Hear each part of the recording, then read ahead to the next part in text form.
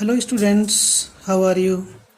Welcome back to lesson number 3, The Ant and the Grasshopper. The Ant and the Grasshopper के तीसरे भाग में आपका स्वागत है।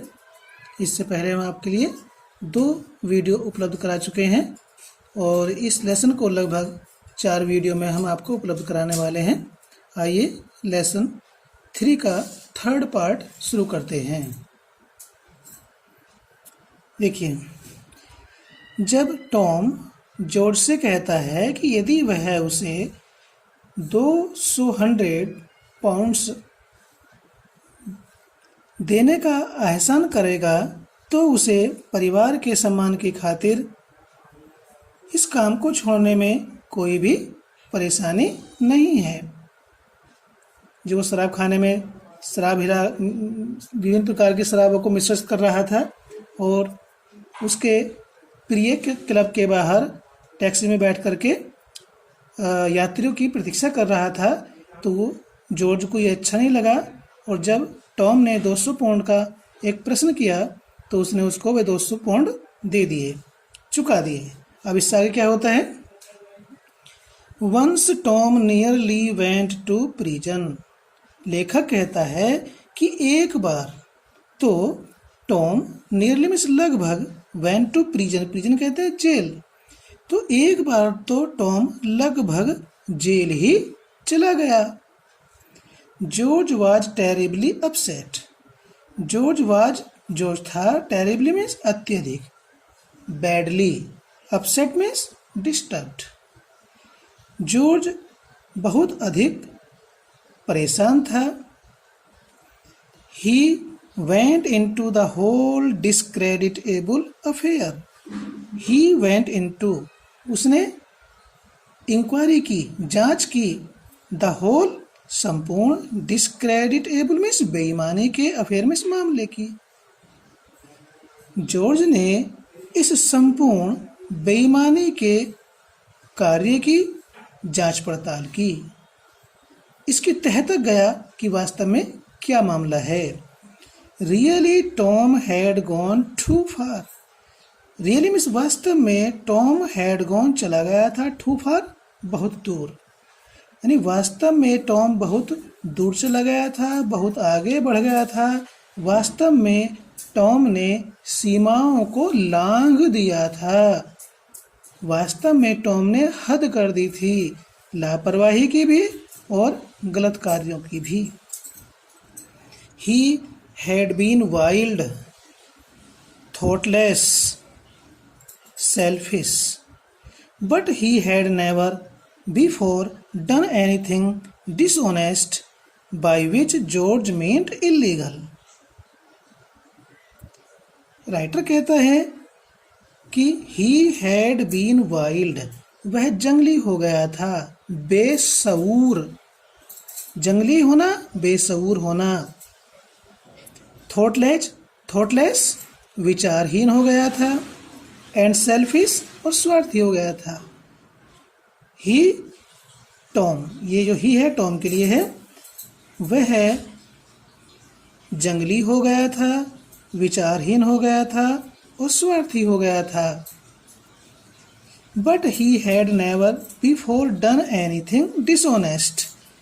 But he had never done, लेकिन उसने कभी नहीं किया था, बिफोर पहले, एनीथिंग डिसऑनेस्ट, कोई भी बेईमानी का कार्य।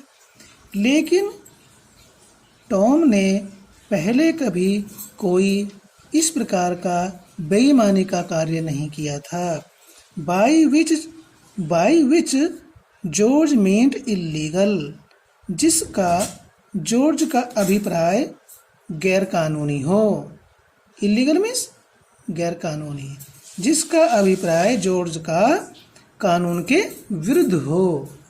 गैर कानूनी मीन्स कानून के विरुद्ध हो, यानी अब तक टॉम ने कोई ऐसा काम गलत नहीं किया था बेईमानी का जिसका तात्पर्य, जिसका अभिप्राय जॉर्ज का कानून के विरुद्ध हो। एंड इफ ही, यानी कि अब तो उसने इतनी हद कर दी थी कि गैर कानूनी, कानून के विरुद्ध भी उसने काम किया। And if he were prosecuted, he would assuredly be convicted. लेखक कहता है कि if he were prosecuted, यदि उस पर मुकदमा चलाया जाता, प्रोसिक्यूटेड मीन्स मुकदमा चलाया जाता, अभियोग चलाया जाता। देखिए स्टूडेंट्स, ये इफ आ रहा है ना, तो एक कंडीशनल सेंटेंस है और ये कंडीशन पास्ट टेंस की है। तो पास्ट टेंस में सिंगुलर नंबर के साथ में क्या वर्ब आ रही है, वर आ रहा है। तो ये है कंपटीशन बेस। यदि यहाँ पर वाज कर दिया जाए और ये सेंटेंस यहाँ तक लिखा जाए तो इसमें ग्रामेटिकल मिस्टेक क्या है, इफ के बाद ही आ रहा है, सिंगुलर नंबर है, ये वर्ब प्लूरल की ही आएगी, ऐसा ही ग्रामेटिकल रूल है। यदि यहाँ वाज कर दिया जाए तो ही के साथ तो वाज ही आता है, लेकिन ये ग्रामेटिकल मिस्टेक है। ये माना जा रहा है यदि उस पर मुकदमा चलाया जाता तो क्या होता है, ही वुड एश्योर्डली बी कन्विक्टेड, तो उसे निश्चित रूप से दोषी ठहराया जाता, उसे निश्चित रूप से अपराधी पाया जाता। कन्विक्ट कहते हैं अपराधी को। तो ही वुड एश्योर्डली बी कन्विक्टेड, ये इतना पोर्शन पैसिव वॉइस में है। तो लेखक कहता है कि यदि उस पर मुकदमा चलाया जाता, किस पर, टॉम पर, तो वह निश्चित रूप से अपराधी पाया जाता या ठहराया जाता। But you can not allow your only brother to go goal, लेकिन तुम अपने इकलौते भाई को जेल भी तो नहीं भेज सकते हो। तुम अपने इकलौते या अकेले भाई को जेल भी तो जाने की अनुमति नहीं दे सकते हो। द मैन, लेखक कहता है, the man Tom had cheated a man called Cronshaw was vindictive. The man, वह व्यक्ति, टॉम हैड चीटेड, जिसको टॉम ने ठगा था, जिसको धोखा दिया था, ए मैन कॉल्ड क्रोन्सा, क्रोन्सा नाम के जिस व्यक्ति को, जिसको धोखा दिया था वो कौन था, क्रोन्सा, उस व्यक्ति का नाम क्रोन्सा था। मैं ए मैन कॉल्ड क्रोन्सा, क्रोन्सा नाम के व्यक्ति को उसने धोखा दिया था और वह क्रोन्सा नाम का व्यक्ति वाज विंडिक्टिव, इसका मीनिंग है was ready to take revenge या वाज रिवेंजफुल, वह बदला लेने को तैयार था, माफ करने को तैयार नहीं था। उसने कहा कि टॉम ने मुझे धोखा दिया है, ठगा है, इसलिए मैं इसे माफ करने वाला नहीं हूँ। वह उसे माफ करने के लिए तैयार नहीं था, बल्कि बदला लेने के लिए तैयार था। तो आगे क्या करता है, लेखक कहते हैं, he was determined to take the matter into court. He was determined, वह, उसने मन बनाया, वह दृढ़ संकल्पित था। ही मेड हिज माइंड, उसने मन बना लिया, निश्चय कर लिया, टू टेक द मैटर, इस मामले को ले जाने के लिए, इनटू कोर्ट, कचहरी में, न्यायालय में ले जाने का, उसने इस मामले को, इस धोखाधड़ी के मामले को न्यायालय में ले जाने का उसने निश्चय कर लिया। और क्या होता है, ही सेड, उसने कहा, किसने, क्रोन्सा ने, टॉम वाज ए स्काउंड्रेल, ये दुष्ट व्यक्ति है, a wicked person, a dishonest and wicked person, ये बेईमान बदमाश व्यक्ति है, ये बदमाश है। कौन है बदमाश, टॉम। किसने कहा, क्रोन्सा ने। एंड शुड बी पनिश्ड, और इसे दंड मिलना ही चाहिए। ये मॉडल के पैसिव वॉइस है। देखिए, हम हिंदी मीडियम के स्टूडेंट्स हैं, हम कहाँ एक्टिव है, कहाँ पैसिव है, कहाँ डायरेक्ट है, कहाँ इनडायरेक्ट है, इन चीज़ों को यदि हमने नहीं समझा तो हमें समझने में कठिनाई होती है। शुड बी पनिश्ड, और इसे दंड मिलना ही चाहिए। It cost George an infinite deal of trouble and 500 pounds to settle the affair. लेखक कहता है it cost George an infinite deal. An infinite deal का मीनिंग है ए ग्रेट डील या ए गुड डील, बहुत अधिक। ट्रबल में समस्या। इसकी कीमत जॉर्ज को अनंत कठिनाइयाँ और 500 पाउंड देकर के चुकानी पड़ी। टू सेटल द अफेयर, इस मामले को, इस विवाद को निपटाने के लिए। टू सेटल मीन्स निपटाना। टू सॉल्व द मैटर, इस मैटर को, कौन सा मैटर? जो टॉम ने क्रोन्सा को ठगा था। क्रोन्सा और टॉम की ठगी का मैटर सुलझाने के लिए जॉर्ज को बहुत अधिक परेशानी और 500 पाउंड की कीमत चुकानी पड़ी। आगे क्या होता है? आई हैव नेवर सीन, लेखक कहता है I have never seen him in such a rage as when he heard that Tom and Cronsa had gone off together to Monte Carlo the moment they cashed the check। देखिए, जब हम इसको पढ़ते हैं, study करते हैं, जैसा कि हम हिंदी मीडियम के स्टूडेंट हैं, तो जैसा भी मैं आपको बता रहा था थोड़ी देर पहले, एक्टिव, पैसिव, डायरेक्ट, इनडायरेक्ट, इन चीज़ों का हमें ध्यान रखना पड़ता है। प्रोनाउन किसके लिए प्रयोग हो रहा है, ठीक है। अब देखिए, ये है यहाँ से I have never seen him in such a rage as when he heard. अब यहाँ से ये पास्ट में आ गया है। He heard that, conjunction that आ रहा है तो ये इनडायरेक्ट शुरू हो जाता है। लेखक क्या कहता है? I have never seen him, मैंने उसे कभी नहीं देखा। इन सच ए रेज, रेज कहते हैं एंगर, मैंने उसे कभी इतने गुस्से में, मैंने उसे, किसे? जॉर्ज को। लेखक कहता है कि उसने जॉर्ज को कभी भी इतने गुस्से में नहीं देखा जितना, एज व्हेन, जितना कि जब, ही हर्ड, उसने सुना, किसने? जॉर्ज ने। क्या सुना? लोगों ने कहा होगा, बताया होगा जॉर्ज को, जब उसने सुना दैट टॉम एंड क्रोन्सा, दोनों ही हैड गॉन ऑफ टुगेदर, एक साथ मिलकर गए, to Monte Carlo. Monte Carlo ये जुआ खेलने का स्थान था। इस शहर में, ये शहर जुआ खेलने के लिए प्रसिद्ध था, वहाँ पर जुआ घर बने हुए थे। तो ये दोनों, टॉम और क्रोन्सा, दोनों मिलकर के, टुगेदर में साथ साथ मिलकर के मॉन्ट कार्लो शहर चले गए जुआ खेलने के लिए। द मोमेंट, उसी क्षण, दे कैश्ड द चेक, चेक को भुना करके, कैश का भुगतान लेकर के वे उसी क्षण क्रोन्सा और टॉम माउंट कार्लो नाम के शहर में जुआ खेलने के लिए चले गए। जब ये सूचना जॉर्ज ने सुनी तो वह बहुत अधिक क्रोधित हुआ। फिर क्या होता है? They spent a happy month there,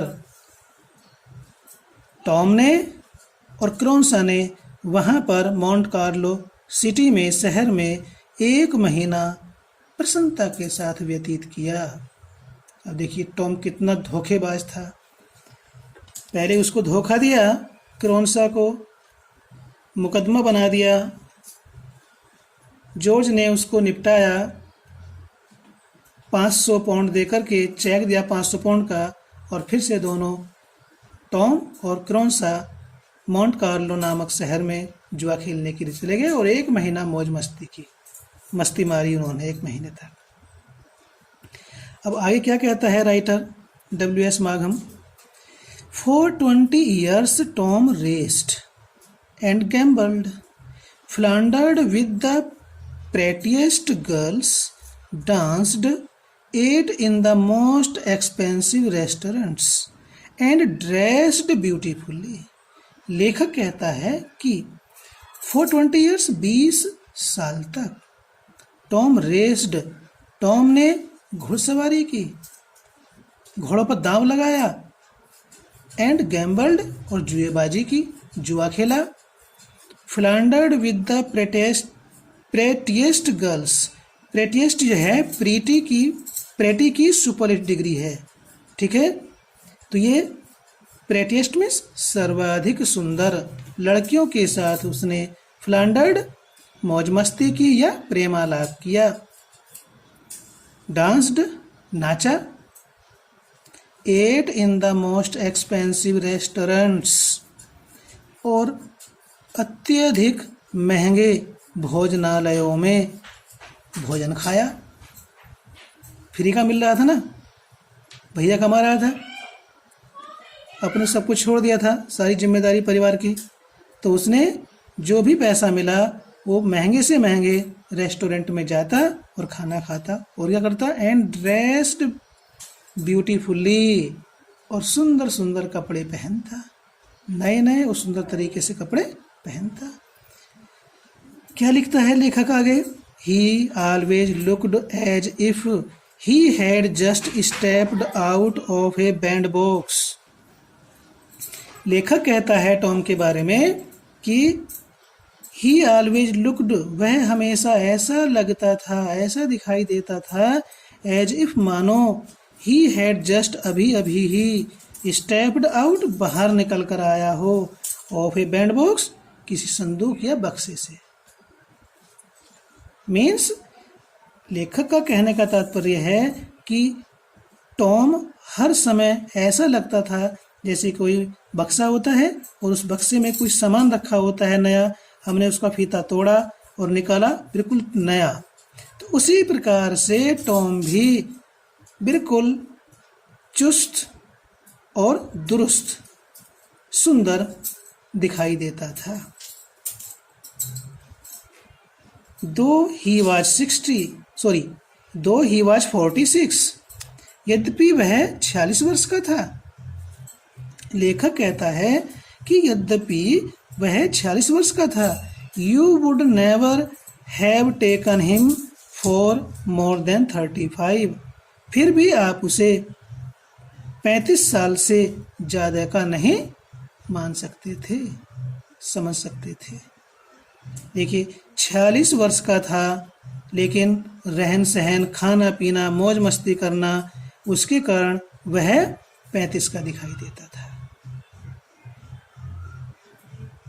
he was a most amusing companion, वह एक अत्यधिक मनोरंजक साथी था।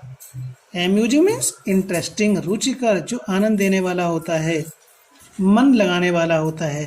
बहुत से व्यक्ति क्या होते हैं नाकारा, निठल्ले, पड़ोसी भी कहते हैं भाई वो पूरा निठल्ला है, लेकिन उसकी बात से लोग उसके पास बैठते हैं। तो उसी प्रकार से जो टॉम भी एक अत्यधिक मनोरंजक या रुचिकर साथी था। कंपेनियन मीन्स फेलो, व्यक्ति था। एंड दो यू न्यू, और यद्यपि तुम जानते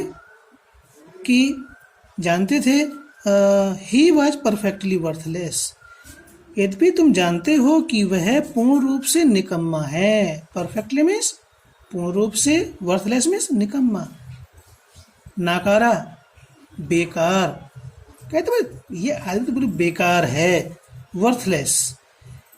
यद्यपि आप जानते हो कि वह पूर्ण रूप से बेकार, निकम्मा, नाकारा है, फिर भी you could not but enjoy his society. Society means company, साथ।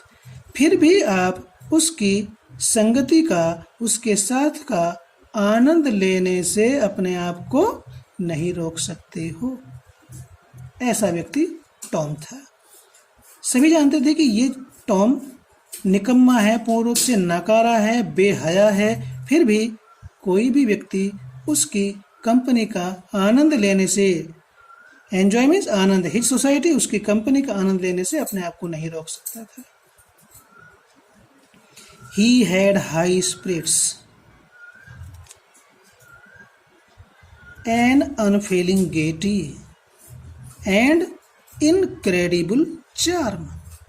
He had high spirits. उसकी उच्च आकांक्षाएं थीं।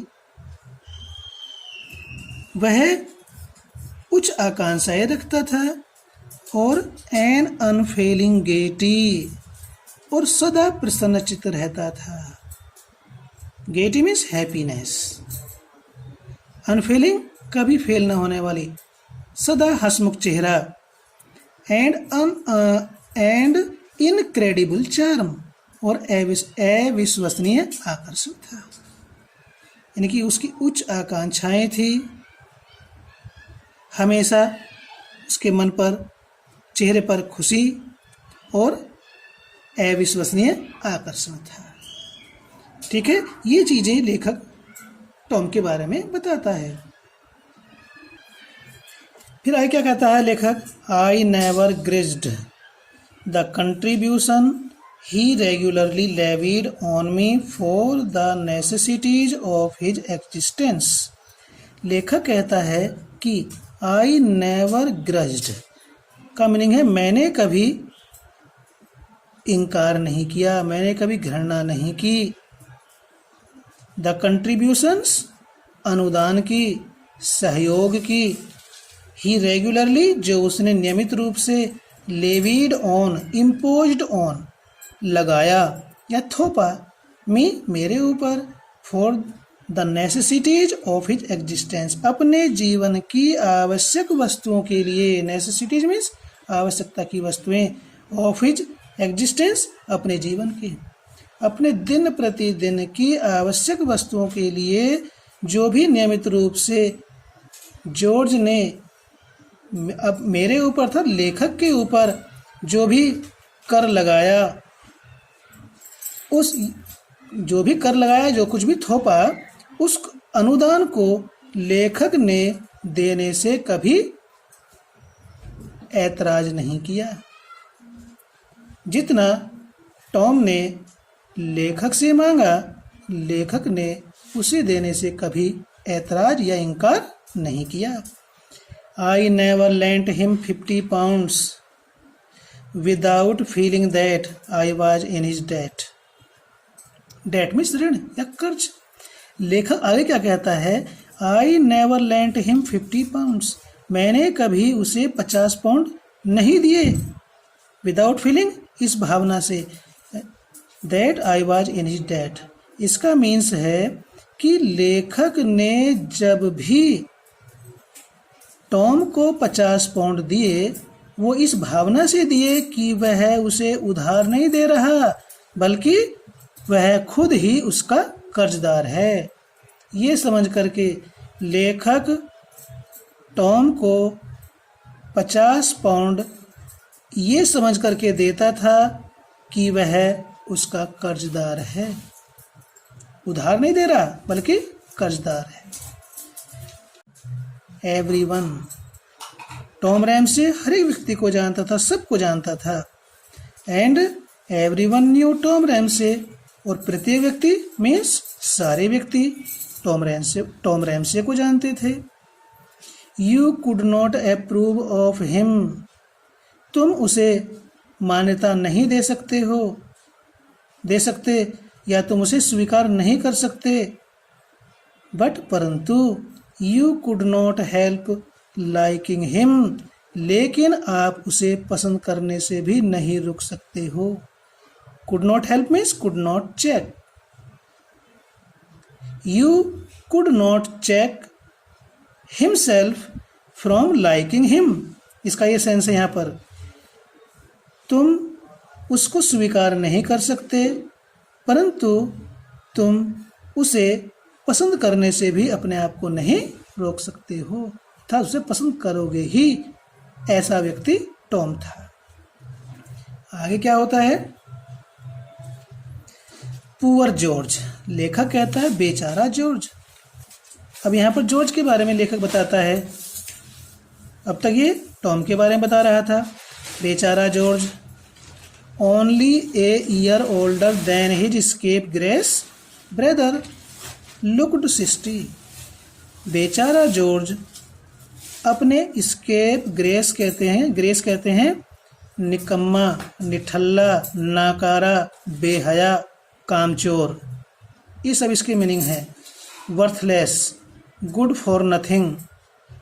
ठीक है स्टूडेंट्स, तो अपने बेहया निठल्ले भाई से ये जॉर्ज केवल 1 साल बड़ा था।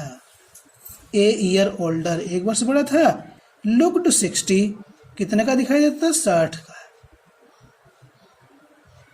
टॉम 46 का था, कितने का दिखाई देता था? 35 का। तो टॉम 46 का था, तो ये जॉर्ज हुआ लगभग 47 का। तो जॉर्ज 47 का था, तो कितने का लग रहा है? 60 वर्ष का। तो दोनों की कार्यशैली में, दोनों की जिम्मेदारियों में कितना अंतर था? एक तो 46 का था, टॉम 46 का था, लग रहा था 35 का, और जॉर्ज 47 का था, कितने का लग रहा था? 60 का। तो कोई ना कोई तो बात है। जो आदमी निठल्ला रहेगा, जिम्मेदारी से दूर रहेगा, तो फिर उसको ये सब चीज़ें प्रभावित नहीं करती हैं। लेकिन जॉर्ज को कर रही थी। जॉर्ज अपने परिवार के सम्मान की खातिर अपनी जिम्मेदारी को समझता था, टेंशन भी लेता था। लेकिन टॉम कोई टेंशन नहीं लेता था, इसलिए वो 46 का होकर भी 35 का लगता था। ही हैड नेवर, अब लेखक कहता है जॉर्ज के बारे में, जॉर्ज रैमसी के बारे में, he had never taken more than a fortnight nights holiday in a year for a quarter of a century. He had never taken, उसने कभी नहीं ली, more than a fortnight, fortnight जो होता है 15 दिन के समय को, a period of 15 days is called a fortnight. 15 दिन के समय को फोर्टनाइट कहते हैं, और हिंदी में कहते हैं इसे पखवाड़ा। ठीक है स्टूडेंट्स, तो उसने 15 दिन की यानी एक पखवाड़े की छुट्टी से ज़्यादा कभी नहीं ली। In the year for a quarter of a century. एक क्वार्टर ऑफ ए सेंचुरी का मीनिंग होता है, सेंचुरी होती 100 वर्ष की, 100 की होती है। क्वार्टर मीन्स होता 1/4, चौथाई, यानी 100 वर्ष का, शताब्दी का चौथाई, कितना हुआ? 25 वर्ष। तो जॉर्ज ने 25 वर्ष के सेवा काल में एक पखवाड़े अर्थात 15 दिन से ज़्यादा की छुट्टी कभी नहीं ली। देखिए छुट्टी भी कितनी कम लेता था, मेहनती था ना। He was in his office every morning at 9:30 and never left it till 6। वह प्रत्येक प्रातः को 9:30 बजे अपने ऑफिस में पहुंच जाता था, and never left it till 6, और 6 बजे से पहले कभी भी अपने ऑफिस से बाहर नहीं आता था। अपनी पूरे समय की ड्यूटी करता और अपना बाहर आता, छुट्टी पर आता। ही वॉज ऑनेस्ट, वह ईमानदार था। कौन था ईमानदार? Honest, George Ramsay. इंडस्ट्रियस, मेहनती था, हार्ड वर्किंग, एंड वर्दी, और योग्य था, एबल। तो जॉर्ज ईमानदार, परिश्रमी और योग्य व्यक्ति था। He had a good wife, उसकी एक अच्छी पत्नी थी, सज्जन पत्नी थी। टू होम, जिसके प्रति he had never been unfaithful even in thought, जिसके प्रति उसने अपने विचारों में भी उसके प्रति धोखा देने की नहीं सोची। यानी कि विचारों में भी उसके प्रति वह कभी धोखेबाज नहीं रहा। उसके प्रति, पत्नी के प्रति किसी भी प्रकार का धोखा देने का विचार भी उसके मन में नहीं आया। एंड फॉर डॉटर्स, और उसकी 4 पुत्रियां थीं। टू होम, जिनके लिए he was the best of fathers, वह सर्वश्रेष्ठ पिता था। He made a point of saving, he made a point, उसने योजना बनाई, ऑफ सेविंग, बचत की, a third of his income, अपने आय का 1/3 हिस्से को उसने बचत करने की योजना बनाई कि वह अपनी इनकम का 1/3 हिस्सा बचाएगा। And his plan was to retire at 55 to a little house in the country where he proposed to cultivate his garden and play golf. His plan, उसकी योजना थी, टू रिटायर, सेवानिवृत्त होने की, एट 55, 55 वर्ष की आयु में, to a little house in the country. उसकी योजना थी कि वह 55 वर्ष की आयु में सेवानिवृत्त होकर के गांव में, इन द कंट्री, कंट्री का मीन्स यहाँ पर गांव है, गांव में एक छोटे से घर में रहेगा, वेयर जहां, ही प्रपोज्ड उसने प्रस्ताव किया था, टू कल्टिवेट हिज गार्डन अपना बाग लगाने का, अपने बाग को लगाने का उसने प्रस्ताव किया था, एंड प्ले गोल्फ और गोल्फ खेलने का। यानी जॉर्ज ने ये प्लान बना रखी थी, वो अपने इनकम का 1/3 हिस्सा बचाता था और उसकी प्लान थी कि वो 55 वर्ष की आयु में सेवानिवृत्त होकर के गांव में एक छोटे से घर में रहेगा और वहां पर गांव में एक बाग लगाएगा और गोल्फ खेलेगा। हिज लाइफ वाज ब्लेमलेस उसका जीवन निर्दोष था, उसने कोई किसी प्रकार का भ्रष्टाचार नहीं किया था। Blameless means pure, pious, free from corruption, उसका जीवन दोष रहित था। ही वॉज ग्लैड वो प्रसन्न था, that he was growing old कि वो बूढ़ा हो रहा है, because Tom was growing old too क्योंकि टॉम भी बूढ़ा हो रहा था, दोनों में 1 साल का तो अंतर था ही रब्ड हिज हैंड्स उसने अपने हाथ मले, रगड़े, एंड सेड और कहा। इसका शेष भाग आपको वीडियो नंबर 4 में मिलेगा, ठीक है। तो आप उसको भी देखें, स्टडी करें और चैनल को सब्सक्राइब कर लें, लाइक करें, कोई प्रॉब्लम है तो कमेंट करें और इसको शेयर भी करें। थैंक्स।